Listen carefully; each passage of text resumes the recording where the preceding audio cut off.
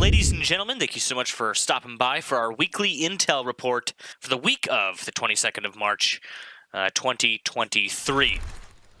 At least one person has been killed and 33 wounded by a twin Russian missile strike on two residential buildings in Zaporizhia. Officials in Ukraine have said footage from a security camera captured the moment the strike hit, causing an explosion and a large plume of smoke to rise from two 9-story buildings. The U.S. ambassador to Ukraine, Bridget Brink, tweeted in reaction, quote, "After all the talk in Moscow yesterday between Vladimir Putin and President Xi Jinping, more Russian missiles and more drone attacks on civilians overnight make it perfectly clear how much interest President Putin has in a just peace or an end to the war he started."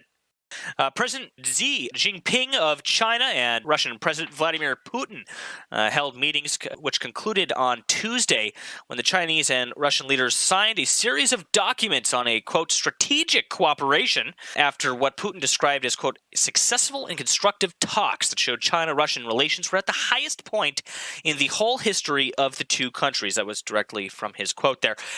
Meanwhile, the White House National Security Council spokesperson John Kirby said the U.S. did not see China as capable of being an impartial mediator between Moscow and Kyiv over the war in Ukraine. He noted that China has continued to buy Russian oil even as the West piled those sanctions on Moscow's energy industry, and said China kept, quote, parroting the Russian propaganda, which we've seen many times since the war has began.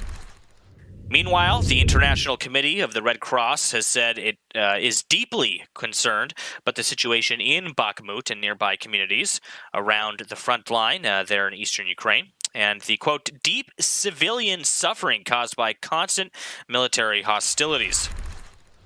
A spokesperson for Ukraine's Operational Command South on Tuesday told Russian occupiers that it was time to leave after Russian cruise missiles were destroyed in a drone strike in Crimea. Dzhankoy is a hub station. Even at the beginning of a full-scale invasion, it was said that the defeat of a logistics would be the main means of influencing the enemy's ideas of what to do in Crimea. Came from Natalia Homenoyuk, head of the Joint Press Center for Ukraine's Operational Command South, said Tuesday, according to a translation by Pravda, now the course is clearly set that they need to leave. In other news, Russia will not leave, quote, unanswered a UK plan to supply Ukraine with tank shells made of depleted uranium, its foreign ministry has said.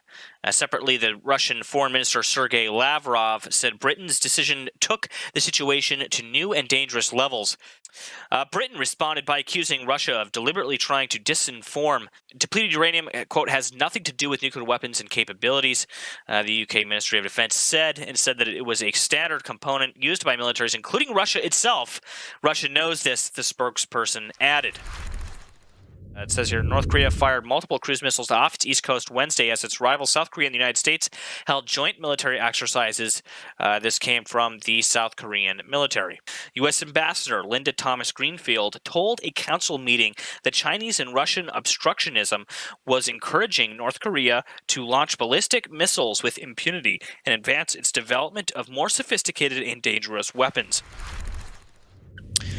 In other Ukraine news, the International Monetary Fund said on Tuesday it had reached a staff-level agreement with Ukraine for a 4-year financing package worth about $15.6 billion US dollars, or for our European viewers, that's about 12.7 billion euros, offering the funds the country needs as it continues to defend itself against that bloody Russian invasion. In an article here from the Moscow Times, says situation in Sevastopol under control as Russian Navy repels drone attack, it says.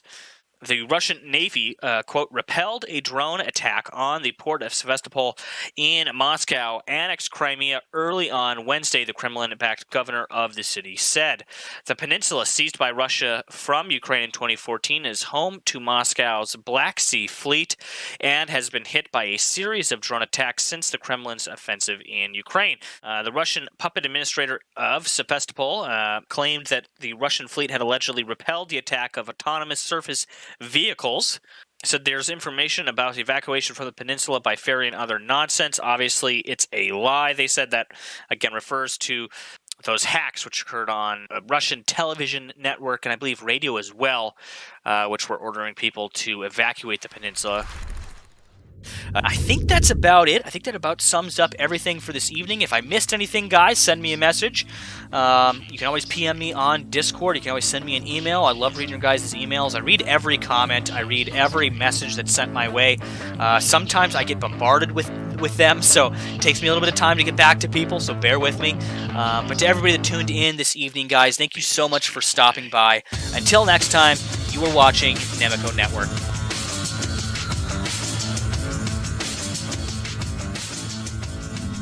Nemico.